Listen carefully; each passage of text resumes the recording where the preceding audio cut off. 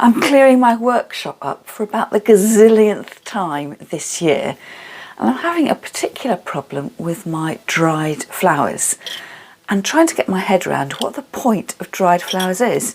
Are they everlasting flowers, or are they just flowers that have died? Hello there, I'm Julie from Julie Davis Flower Workshops and Flower Start, the online flower arranging classes. I went to London a few days ago and I took great delight, as I always do, checking out the fresh flowers in the florist shop and of course the dried flowers, which are really on trend at the moment, but the prices really shocked me. So I thought I'd better go through this lot, and before I throw it away, because it does look dead, dying and dangerous, that I ought to see what I can salvage to use in my flower arranging over the next few months. And I tend to store my dried flowers upright as if I am in a mini florist shop. I find if I store them in a box, I put the lid down and then I forget what's inside. So I like being able to see what I've got. But things have got a little bit out of hand. And because some of these dried flowers are probably perhaps even 3 or 4 years old now, every time I move everything around, they shed a little bit and I'm getting a real sort of dust of dried flowers across my worktop, so everything does need a little bit of a revamp. Now, as I say, some of the flowers are falling apart, and I wondered whether if I use this spray glue, it might hold the flowers together a bit more so I can get another use out of them. Well, let's have a go and see what I can keep and what really does need to be thrown into the bin. The first thing I've got is this dried lavender, and I made this project in my summer holiday flower arranging club, which must have been about 3 or 4 years ago now. And I think now probably it's come to the end of its life, and every time I pick it up it sheds on the surface. So what I'm going to do is to take off the ribbon, which I can reuse. I probably just need to give that a bit of an iron.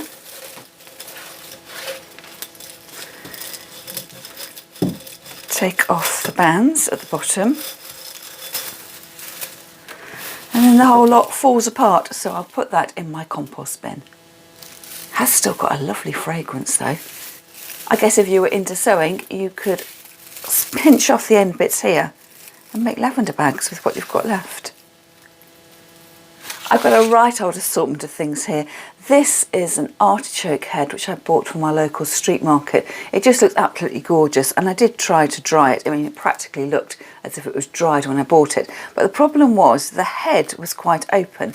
So it's a little trick for you. If you are harvesting from your garden, you need to pick your flowers when they're about 3/4 open, not fully open. So this really was too open when I bought it. It continued to mature as I had it at home, and then as you can see, it just starts to fall apart.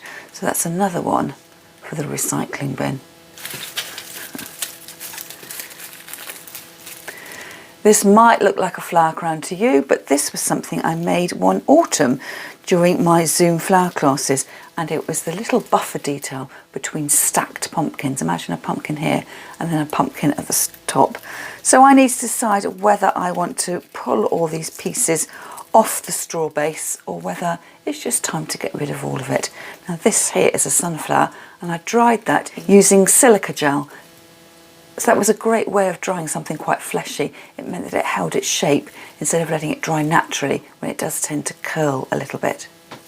Picking up this second sunflower, that's the one that dried naturally and is a little bit crinkly, and this is the one that I dried using the silica gel crystals. Into the bin. And tiny bits of statice, they'll go into the bin, and there's some stems of lavender again. I'll take off the elastic band, and then little bits of Arindian thistle which I would have saved from a flower bouquet. I think they've got so short now, I'm just going to throw them away. Just look at the mess. So what I try and do is to put all my dried flowers upright into a pot, so they're being stored but there's some sort of decorative element to it as well. So I shall unpack this and see what I've got. And that is a sort of dust and debris that you get left with your dried flowers. More lavender. I'm just a bit fed up with the lavender, and as it's nearly lavender picking season again, I think I'm going to put this in the compost bin and then pick some more lavender to enjoy this year. And look at this stem of kangaroo paw. I have had this for absolutely years and years. But I think probably, oh, I don't know, I was going to get rid of it, but it's only one tiny stem. But perhaps I ought to make a point of putting it in a vase to enjoy it, rather than getting lost in my bucket of other dried flowers. I've got poppies, so again I'm filming this in the beginning of June, so now is the season for looking out for poppies. So what I tend to do is to pick my poppies after they've flowered. They could still be green, you don't need to let them dry on the stem because they do dry really easily, and if you want to collect the seeds to plant more poppies, you can just shake them out. I'm not getting much on my hand there because I've had these poppies for ages, and I think probably the seeds have shaken out over my workshop over the years. So I'm saving the heads there. I think this is called Brunia off the top of my head, and it would have come from a South African bunch of flowers that looked like they were dried already. I think a friend gave me this, and I'll probably keep that. Some dried grasses, probably a bit too delicate. And honesty, I think it's probably just past its best. And a plume of pampas grass. Now, I saw pampas grass for sale in London at £9 a stem, so I'm definitely keeping this. And then some roses. These are supermarket roses which I dried, and this is what I was saying right at the beginning of the video. Is there a difference between dried flowers and flowers that are just dead? And I think that's just got to be a personal decision. Dried flowers are really, really fashionable at the moment, and we think about them as everlasting flowers. I think that's wrong. You need to think about them as flowers which will last longer than your fresh flowers, but they're not going to last forever. And these are probably at least a year old, I would have thought, perhaps possibly longer. And it just depends whether you like that style or not. I'm thinking, what should I do? The best thing to do actually might be to take the leaves off, and perhaps they would look more stylish without the natural leaves that just curl up, and just sort of rejuvenate them. And if I don't use them over the coming weeks, perhaps it will be time for those to go onto the compost bin. A stem of Limonium, or the sea lavender. This has come from a supermarket bunch. I think I'm probably going to get rid of that. I shall save the poppies again. Back to the eryngium. So these are long stems which I've saved from a bunch of flowers. So as they're on their long stems, I might save those, and I'm sure I can use them in a flower arrangement. And beautiful pissy willow. So these stems I bought at the beginning of the year, so I found these in my local supermarket. So what happens is you get these lovely soft velvety bunny tails. Sometimes they pop off, but on the main they will stay in place. So that's another keeper. And here's a little bit of leaf manipulation. This is a Phormium tenax leaf which I've plaited to make this rose shape, so I'm going to keep that just in case I run another class. It's always good to have a visual reminder of what your finished piece should look like. And I've got a slightly taller pot here which is just a total mess, so I'm going to empty that out. Another one of those, let's call it the flower crown, which was between my pumpkin layers. I'm going to put that straight in the bin. And it looks like I made a little leaf garland using some dyed leaves, and I think these are oak leaves, and they came from a supermarket bunch, or perhaps even from my Freddy's Flowers delivery. So I think probably what I'm going to do is to take it apart and save these little pegs, and I can make another garland with some slightly fresher looking materials. Another Phormium tenax rose. This one obviously is slightly more recently made than this one, which has dried to a more of a basket weave colour. Silver sprayed eucalyptus. So the eucalyptus does tend to get quite brittle. I don't particularly like silver as a colour, but as I separate that out, it hasn't dropped too much, so perhaps I might keep this and use it at Christmas time. And in this plastic bag I have got lots more of the poppy seed heads. I might get rid of the bag. And then, oh, I seem to have some random sticks in here. Oh, this is Crocosmia, the seed heads from Crocosmia out of my garden. I might put that with my kangaroo paw. So I'm giving this a little bit of a shake just to try and get rid of the dried leaves, and I shall bundle these up and perhaps put them in a pot of their own so I can enjoy them semi-decoratively whilst they're being stored at the same time. And as I do this, you see all the seed heads here. So perhaps I might make an effort to collect those up, and I could sprinkle those in my garden and see whether they grow next year. And do you know what this is? Let me know in the comments. So I grew this plant in my garden and did an experiment to see whether it would dry, and it has dried quite successfully, but again it's a tiny bit brittle, and this is one of the flowers I was wondering whether I might need to give it a spray with the glue in order that it held together more. So the colour has gone a little bit dull over time. It's sort of like a burgundy colour, but really a little bit drab, and that's the problem with dried flowers. They do lose their intensity of their natural colours, but you could always spruce it up with a bit of spray paint. And you can see here as I start to touch the flowers that they are starting to break down and shed into my hand. So I might put those to one side and have a go at spray gluing them to see whether I can get them to hold together. Other than that, I think I might put them into the compost bin. I just don't like. I prefer seeing these growing in the garden. They start off with the luscious green buds that then open out into tiny pink flowers, which gives you lots of colour into the autumn. So if you haven't guessed already, these are sedum, or the ice plant. So they've got much more impact when they're massed together rather than being seen as individual stems. And as I've got them like that, I think I might give them a quick spray. So this is TAC 2000, and I thought I'd give it a go, just had it to hand, and I wonder whether if you had hairspray this would do the same job, just something slightly tacky to hold the flower heads together.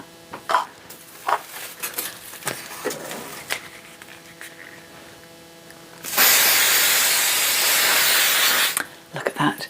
A giant allium head. I was given this seed head by the head gardener at Belmont House, which is a stately home and garden that's open near us. So I've had these for several years, and I spray painted them white when I did an exhibit in a local flower festival. So they've got hollow stems, they've fallen off, and the problem with these is they look really lovely, but they're just too big. So I think I'm going to put these in the compost bin. Beautiful as they are, they're just difficult to store and slightly impractical to use as part of a flower arrangement. Now, as I reach to the back of my display, things are slightly more organised. Another galvanised bucket. So I think probably the secret to flowers is to try and store them nicely. I think the ones at the front were just getting knocked and bashed as I went about using my workshop. So I've got these allium seed heads are from my garden. A much smaller variety and much easier to incorporate into an arrangement. Now this bundle of lavender still looks quite perky. Nice long stems, you can see here where I've cut from the top. Obviously I wanted smaller stems for a project, so I've just been cutting from the main bunch, so I might keep this. Some more of my Crocosmia, should I actually put that with the other Crocosmia, and my kangaroo paw. I think about that as being the exotic side of the world with the kangaroo paw, and then here we are in the UK with our less exotic version of the Crocosmia. And then interesting seed heads here. Now I think these might be iris seed heads. I'm not entirely sure. I think somebody must have given these to me. And they've got little red seeds in them. So if you know what they are or can confirm that they're iris seed heads, let me know in the comments. These are quite short. So I think I might start off another bundle over here of short stemmed flowers so they don't get lost in my long buckets. More poppies, nice long stems. They get this lovely sort of grey colour to them, so you can use them in their green state before they've dried, when they've dried, or spray paint them to match the colour of the arrangement that you're making. And then some grasses. I think these are oats I've probably picked up from the side of a field. I shall bundle, oh, that one's broken. Get rid of that one, but I'll bundle those together. And one ear of corn. Talking about short stems, I've got this as well, Craspedia, or Billy's Buttons, I think it's called. This is a fresh, well, originally bought as a fresh flower, but it looks pretty much like this as a fresh flower, although the stem is slightly greener.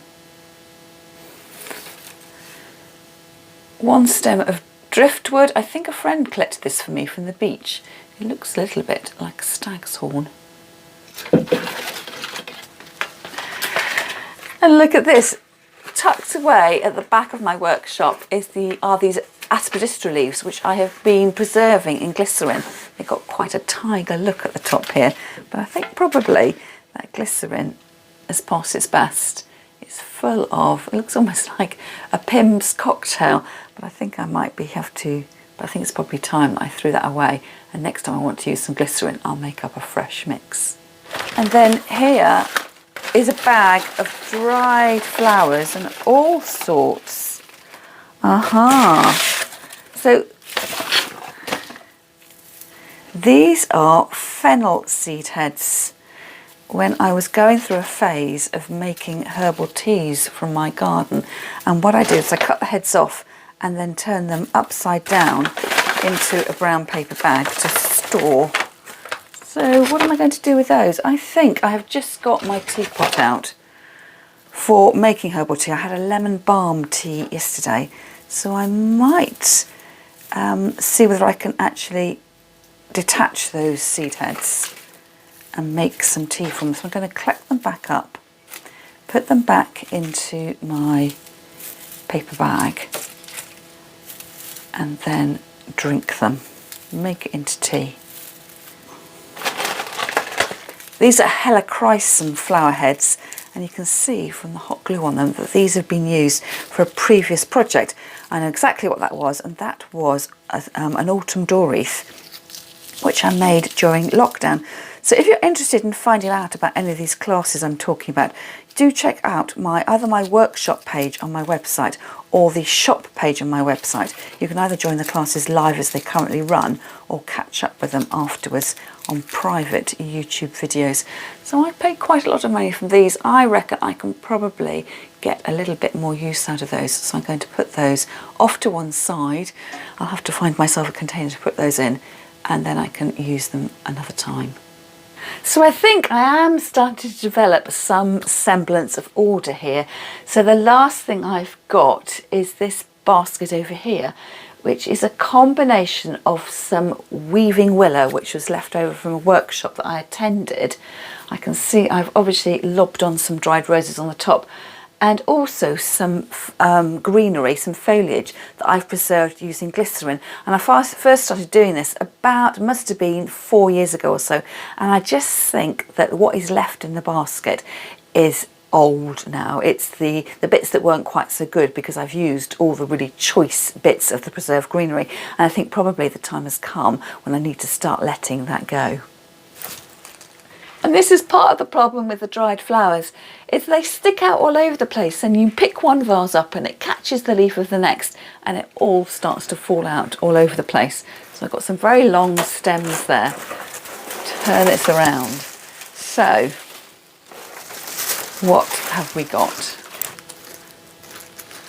Preserved roses. Now these roses, the petal, the leaves aren't so brittle as the first one, and I think that's because I have part glycerin them and part dried them, and that was a tip that I picked up from one of the ladies who's in my free Facebook group Flowers Start World. So if you're not already a member, do check that out. It's a great place with sharing information and advice. Now some of the stems here, the petals have fallen off. I'm going to there's nothing on there, so I'm going to get rid of those just so I've got the best flowers left. So these are the ones that dried naturally, and they've gone quite crinkled, and I think Actually, I'm not sure whether they were both yellow roses to start with. It's possible they might have been a white rose. I'm not entirely sure. And then that's the dried, or the part glycerin, part dried roses, which just seem to have held their shape a little bit better. But I still think the leaves look a little bit shaggy. I shall put those together and they can be used for another project. I love working with silver birch, and when I was cleaning out my workshop I discovered I'd made so many little silver birch bird nests, and I didn't want to throw those away, so I didn't. I've put them in a basket to try and remember that I've got them ready to use next springtime. So here I've got some circles of silver birch which I was using for one of my Zoom flower classes, and also some tendril lengths that are unused. So I love using silver birch. I love its wayward nature and the way that it's so soft and supple and really easy to get hold of. All you need to do is to look out for the distinctive white trunks, and after you have a storm, a windstorm or a rainstorm, if you go past the tree, more often than not you'll find the branches, or the little tendril branches, have fallen to the floor. It's just a matter of picking them up and taking them home. So under normal course of events I would probably get rid of these now, but I have actually got a class coming up and we're going to be making something in the round, and I think this will be a really good addition to the base that I'm going to be using. So I'm going to keep these, and I'm definitely going to be using them next week, and if I don't, they'll be on the compost heap. So these are the pieces of willow that were left over from a workshop that I attended. Now what I'm going to do, they will need to be soaked before I can use them again, but it's these two here which are causing me the problem. They are really, really long and they just keep catching on everything. So I'm going to put those, well, I'm going to break them in half and put those in my compost bin. And then I'm more likely to use the other things if they're not getting knocked and broken all the time. So I can bundle those together, and if I bind them with an elastic band, they will hold. In fact, I'm going to use the tie that was on that original lavender pot just to hold them together. So this is paper covered wire. I can slip that on and just twist in place. And as I had two of them, I might as well use the second one as well. So it just makes it a bit more manageable. And if it's manageable, it's going to last longer, and I'm probably going to have more chance of actually using it. And then more preserved greenery. So there's some beech there. I think that's beech. Yes, it is beech. So it still looks quite nice, but it's just one tiny bit. I'm a bit fed up with it.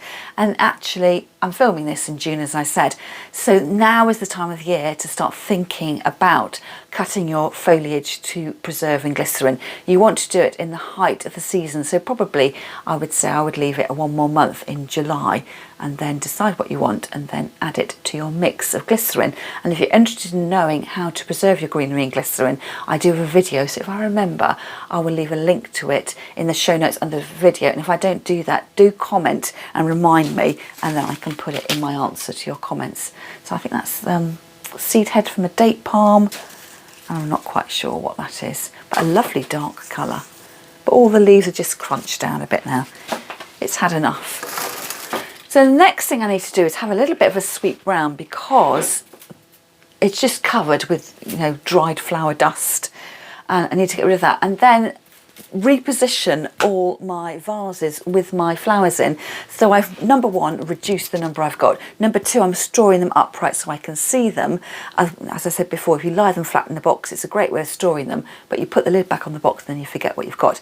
So I'm hopefully that I'm going to actually use them if I can see them and they're all in the best condition possible.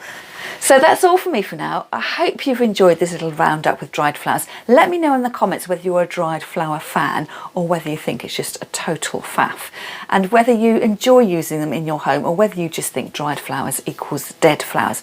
I must admit, even though dried flowers are on trend at the moment, I'm not a particular fan of them because all I see is dead flowers.